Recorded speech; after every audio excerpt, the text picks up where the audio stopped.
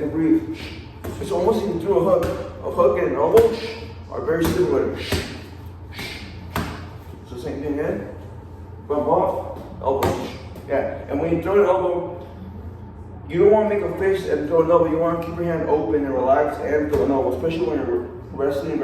Even if you're on the ground, if you have your hand open, you throw an elbow. So again, it makes your elbow more sharper and more strong. Bump off, elbow, grab again. See that? If his hand's open and not a fist, it's a lot more easier to start to grab again than it wasn't. So, rough last time, but bump hard.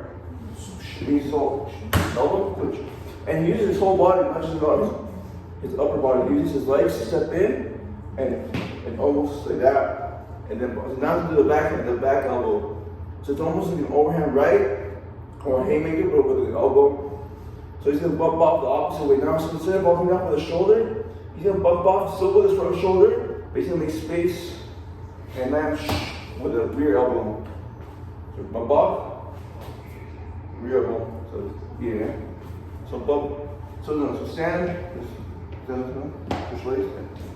So bump off. Rear elbow. Just yeah. Again. Bump rear elbow.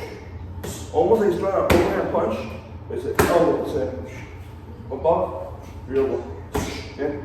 Bump off. Rear elbow. Okay. You want to make sure when you're in paddle, you want to make sure you really look up, he hit you with the elbow. If you don't hit with the elbow, you can do 2 elbows here. Yeah, or come back in. So that's basic elbows. Of course, when it's beginning, it's harder to do, but now we'll do the basic knee. So if you're a paddle holder and you have the knee, he's gonna keep a tight clinch, right? He's gonna essentially throw a knee from the outside, right? So into the knee, onto the outside. And so if you're a paddle holder, you hold your pad here on the outside of your thigh with the palm facing outwards, and he's gonna, with this outside leg, he's gonna hip back like I did, hips his butt back and knee back, and he's gonna knee onto the outside of the thigh, like in a circle motion. Do that. And breathe. Breathe, knee and outside of the back.